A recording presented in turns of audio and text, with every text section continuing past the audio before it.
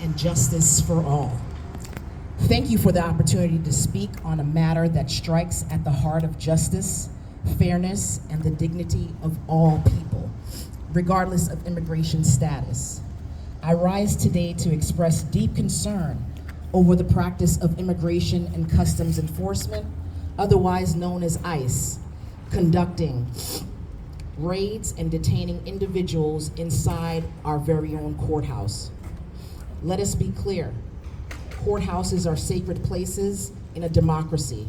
They are places where justice is pursued, where disputes are resolved, where survivors seek protection, and where individuals, regardless of who they are and where they come from, should feel safe and respected under law. That's right.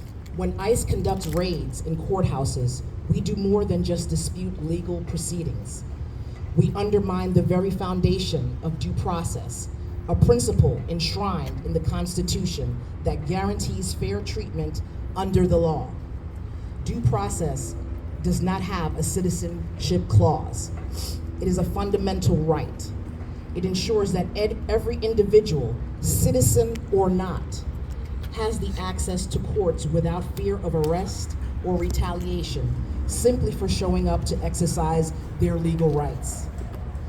Now imagine being the victim of domestic violence, showing up to court to seek a protective order, and instead being detained by ICE. Or think of a key witness in a criminal case who now refuses to testify out of fear of deportation. Or a parent attending a custody hearing who is suddenly ripped away from their children by federal agents in the very place designated to protect families and rights.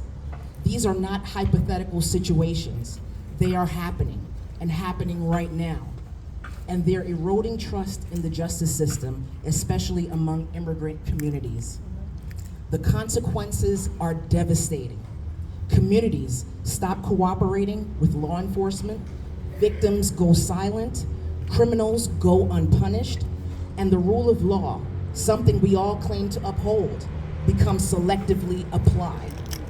Lest we forget the many contributions these same immigrants have contributed to the communities in which we reside, building our homes, harvesting our fruits and vegetables for everyday consumption, domestic workers, leisure and hospitality workers, construction laborers, caregivers, landscapers, forest and conservation workers, just to name a few.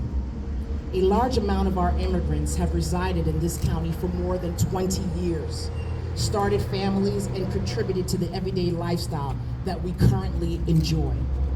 Let me be absolutely clear. No one is above the law, and immigration enforcement has a rule. But justice cannot function in an atmosphere of fear and intimidation.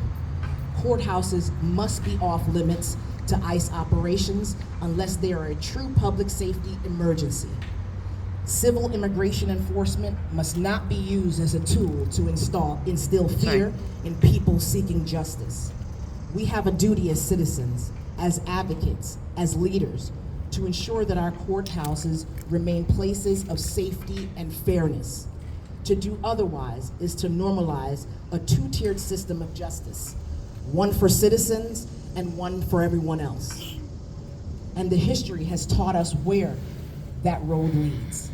It leads to discrimination, inequality, and the erosion of values we claim to hold dear. This is not a partisan issue. It is not a matter of left or right. It is a matter of right and wrong, of whether we choose fear or fairness, division or dignity.